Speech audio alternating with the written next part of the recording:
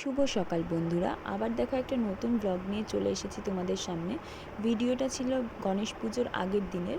তো আমি সেদিনটা দিদির বাড়িতে ছিলাম সিথির মোড়ে। এখানে আমি আগেও গেছি, তো তোমরা এখানকার ভিডিও এর আগেও আমার চ্যানেলে দেখেছো। তো সকালবেলায় দেখো আমরা চা বিস্কিট পাউরুটি নিয়ে বসেছি খাওয়া দাওয়া করার জন্য। খাওয়া দাওয়া শেষে এদিকে ভাই বোন একটু পড়াশুনো করছে, তো তারপরে ওরা খেলাধুলা করছিল। তারপরে এদিকে দিদির বাড়ি গেলেই আমার দিদির ছোটো মেয়ের আবদার হয় ভাইয়ের সঙ্গে শাওয়ারে স্নান করবে। তো যাই হোক, দুজনে শাওয়ারে স্নান করছে। বেশিক্ষণ করতে দেওয়া হয়নি, কারণ ঠান্ডা লাগার একটা ব্যাপার আছে। তো যাই হোক, চলো, আমার ছেলেও তো ভীষণ আনন্দ পাচ্ছে, যে বাচ্চাদের যেটা হয় আর কি, আনন্দ তো পাবেই। আমরাও ছোটোবেলা করেছি। তো তারপরে ওখানে আমার স্কুলে যাওয়ার ছিল, মানে আমি তো সিথির মোড়ে থাকতাম ছোটোবেলা থেকে। তো সেখানে স্কুলে যাচ্ছি, তোমাদের দাদাও এসেছিলো। তো আমি বললাম যে চলো একটু দিয়ে আসো। তো দেখো স্কুলে যাচ্ছি। স্কুলে আসলে 75 বছর কমপ্লিট হবে 2025 26শে জানুয়ারি। তো সেই জন্য একটা মিটিং ডাকা হয়েছিল এক্স স্টুডেন্টদের নিয়ে।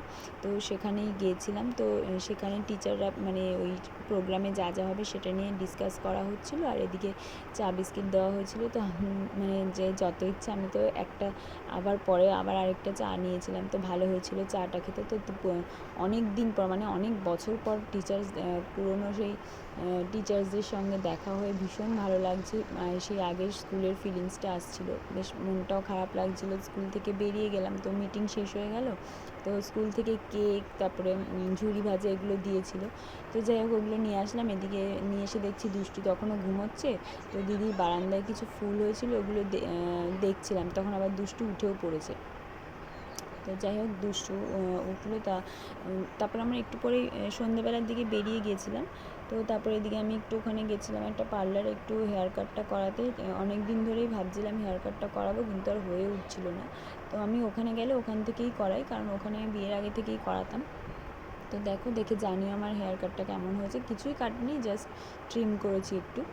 তো যাই হোক, এরপর রেডি হব। সন্ধে হয়ে গেছে অনেকটাই, 7টা প্রায় বাজে। তো বেরোবো আমরা।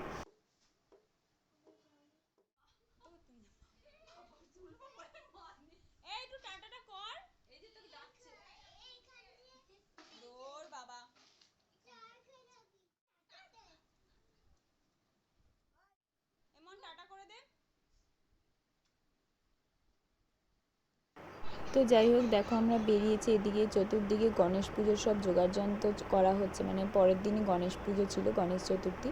তো রাস্তাঘাটে অনেক ঠাকুর দেখলাম, মানে সব রেডি করা হচ্ছে। তো যাই হোক, প্যান্ডেলও সাজানো হচ্ছে। তো চলো, ভিডিওটা এখানেই শেষ করলাম। ভালো লাগলে লাইক কমেন্ট শেয়ার করো। টাটা।